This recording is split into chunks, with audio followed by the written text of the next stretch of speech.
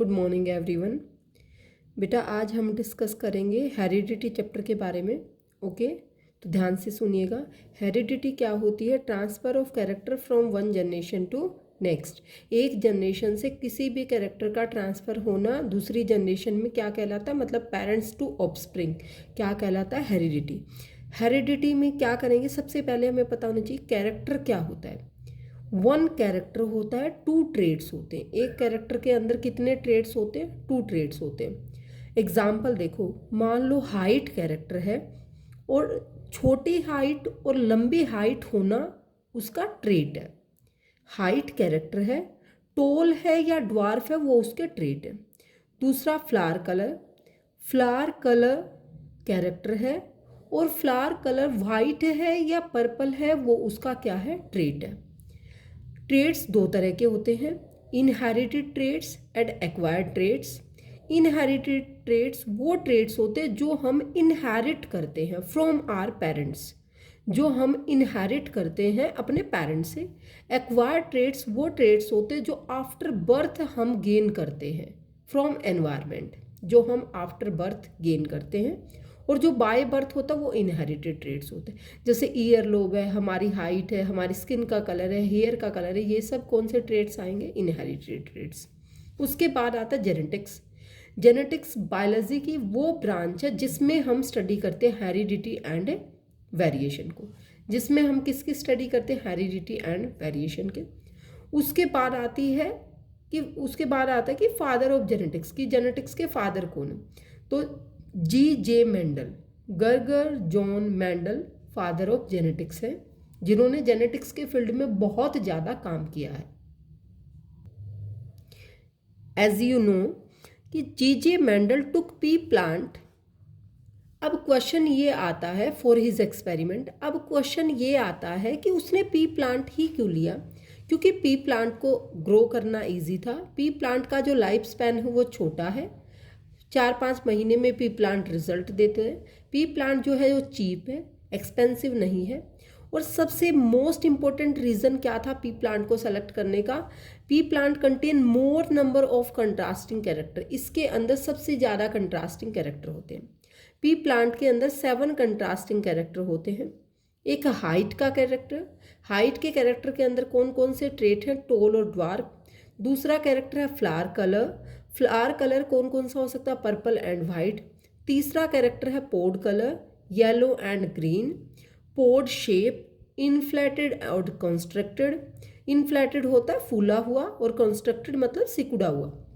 Seed colour may be yellow may be green. Seed shape round और wrinkled. Flower position terminal and axil position. अब हम यहाँ पर करेंगे बेटा मोनोहाइब्रिड क्रॉस। मोनोहाइब्रिड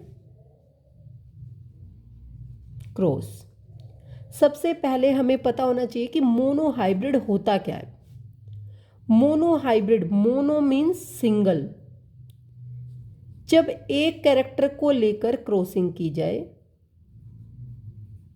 जब एक कैरेक्टर को लेकर क्रॉसिंग की जाए तो उस क्रॉस को बोलते हैं मोनोहाइब्रिड क्रॉस। तो हम बेटा यहां पर लेंगे पेरेंट्स। जो पेरेंट्स हैं वो कैसे हैं? पेरेंट्स का कौन सा कैरेक्टर लेंगे? हाइट कैरेक्टर लेंगे। और पेरेंट्स की हाइट कैसी हो सकती है? टॉल भी हो सकती है और ड्वार्फ भी हो सकती है। उसके लिए कैसे दिखाएंगे? टॉल को कैपिटल टी और ड्वार्फ को दिखाएंगे स्मॉल टी। जिसके अंदर सेम ट्रेट होता वो होता होमोजाइगस ट्रेट। ये भी होमोजाइगस ट्रेट है। और अगर एक कैपिटल टी दूसरा स्मॉल टी होगा तो वो कहलाएगा हिट्रोजाइगस ट्रेट। उसके बाद दोनों पेरेंट्स की क्या कराएंगे? क्रॉस फर्टिलाइजेशन ऑफ पेरेंट्स की क्या कराएंगे? क्रॉस फर्टिलाइजेशन कराएंगे। उसके बाद देखो क्रॉस फर्टिलाइजेशन में फर्स्ट टी के साथ कंबाइन होगा, कैपिटल टी स्मॉल टी।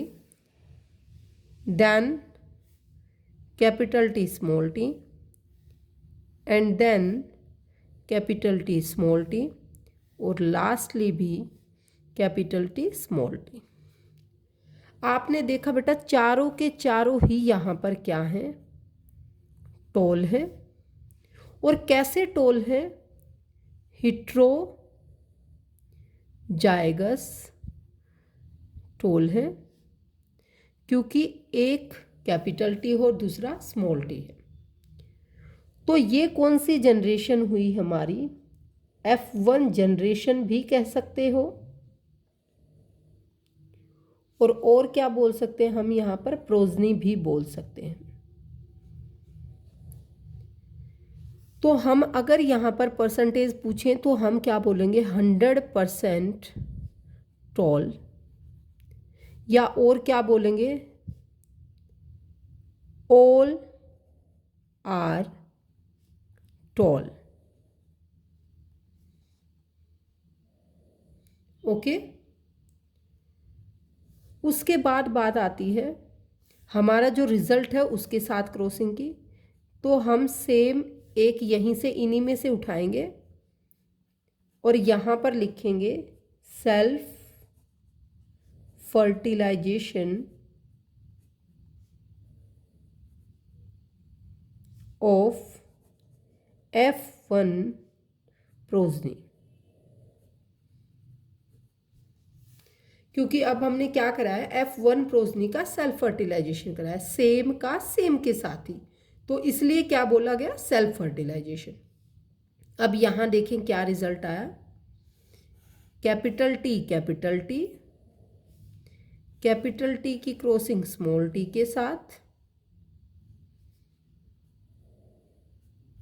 अब स्मॉल टी की क्रॉसिंग कैपिटल टी के साथ, और स्मॉल टी।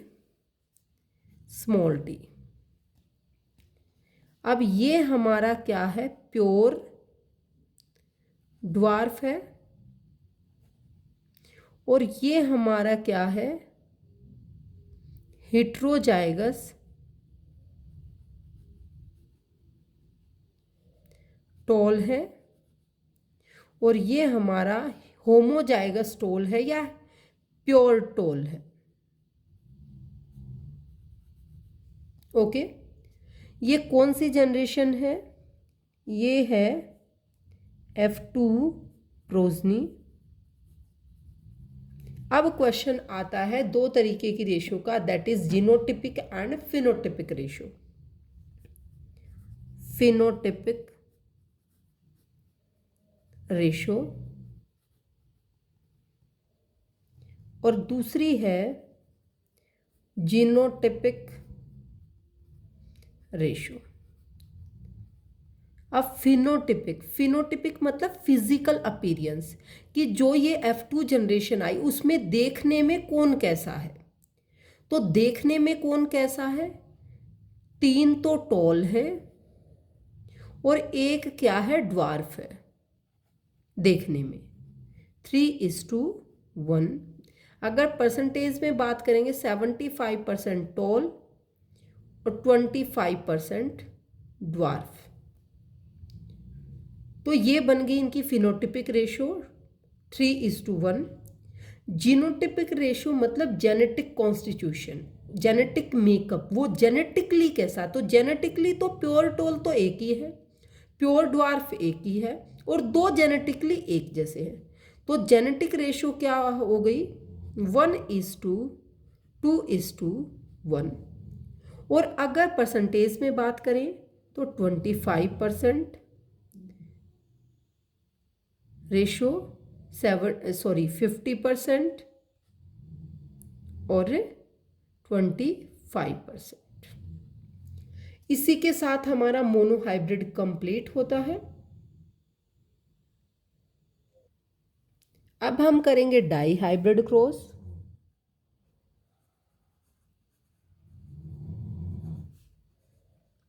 नाम से ही पता चल रहा है कि डाई मीन्स 2 कैरेक्टर।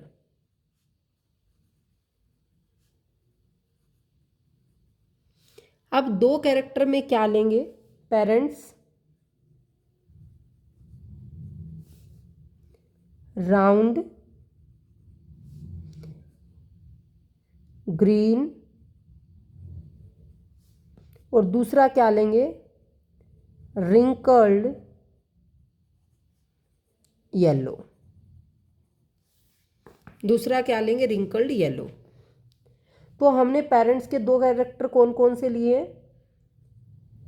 शीड शेप लिया है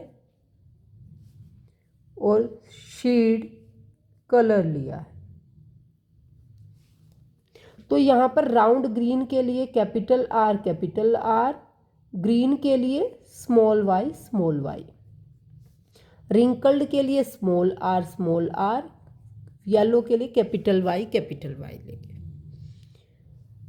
अब हम इनके गैमेट निकालेंगे, capital R small R capital Y. अब जो इनकी ये F1 प्रोजनी आएगी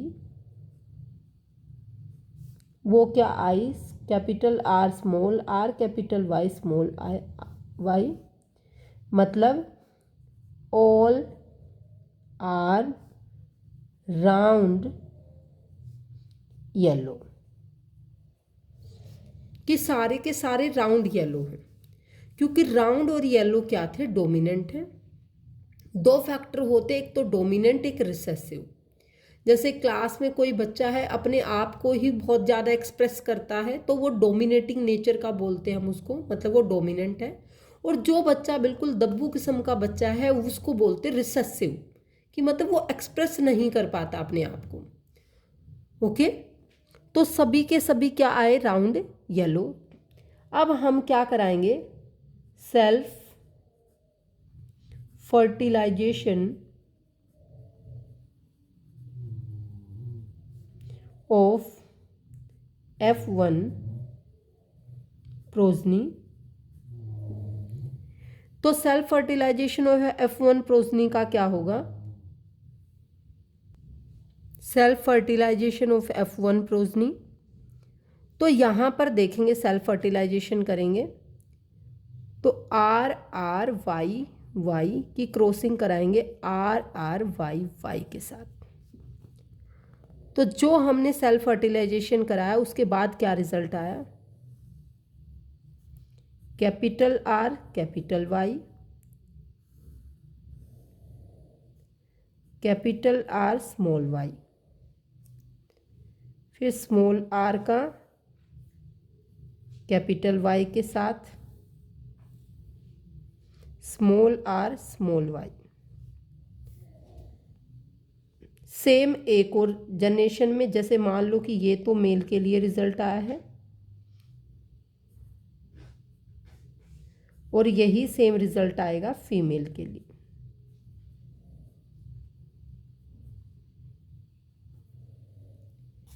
इन दोनों की क्रॉसिंग कराएंगे, 16 ब्लॉक बनाएंगे।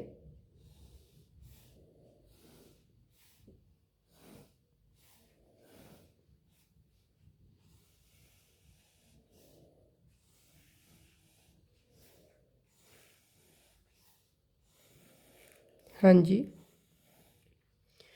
यहाँ पर लिखेंगे capital R small capital Y, capital R small R capital Y, small R small Y. Same यहाँ पर भी लिखेंगे।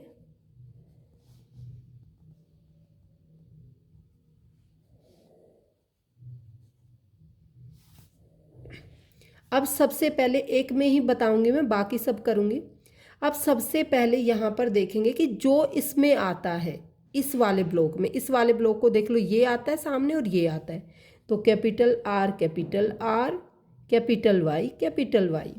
अब यहाँ इस वाले ब्लॉक में capital R capital Y small Y.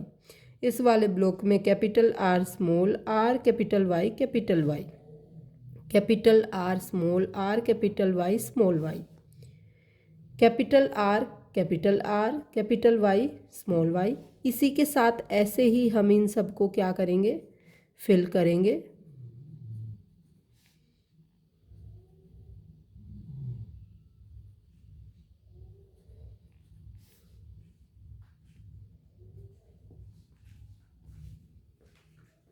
हाँ जी। उसके बाद R small R capital Y small Y, small R capital Y small R capital Y small Y, capital R capital Y small Y, capital R small Y small Y, small R capital Y small Y, small R small Y small Y. अब यहाँ पर देखेंगे बेटा, ये क्या है, round yellow, ये क्या है, रिंकल्ड ग्रीन। ऐसे ऐसे करके सबको फिल करेंगे, राउंड येलो, ये भी राउंड येलो, ये भी राउंड येलो, यहाँ भी राउंड येलो, ये भी राउंड ग्रीन, ये राउंड ग्रीन होगा, ये राउंड येलो, ये राउंड ग्रीन, क्योंकि दोनों वाई क्या है, छोटे, ये round yellow, round yellow, round yellow, ये wrinkled green, sorry wrinkled yellow, ये रिंकल्ड येलो, ये राउंड ग्रीन, ये रिंकल्ड येलो। अब देखो, round yellow,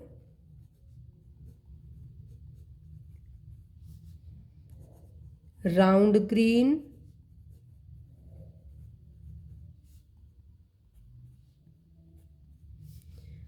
wrinkled yellow, wrinkled green. कितने आए, 9 3 3 1, काउंट भी कर लेना। तो इसकी फिनोटिपिक रेशियो क्या होगी बेटा,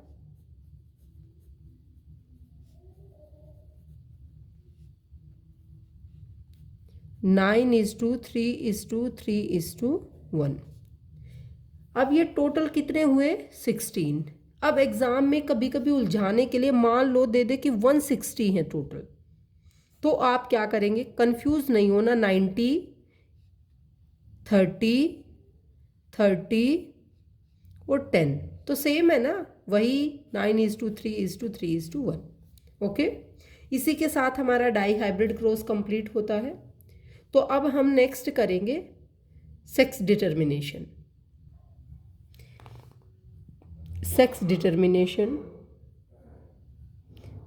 डिटर्मिनेशन में हमें पता होना चाहिए कि ह्यूमन बीइंग में कितने नंबर ऑफ क्रोमोसोम होते हैं, 23 पेयर्स होते हैं, और टोटल नंबर ऑफ क्रोमोसोम कितने होते हैं, 46। उसके बाद 23 पेयर्स में से 22 पेयर्स ऑटोजोम्स होते हैं, जो हमारी पूरी बॉडी को बनाते हैं, हाथ को, पैरों को, बाकी, और 1 पेयर होता है जो कि सेक्स क्रोमोसोम होता है।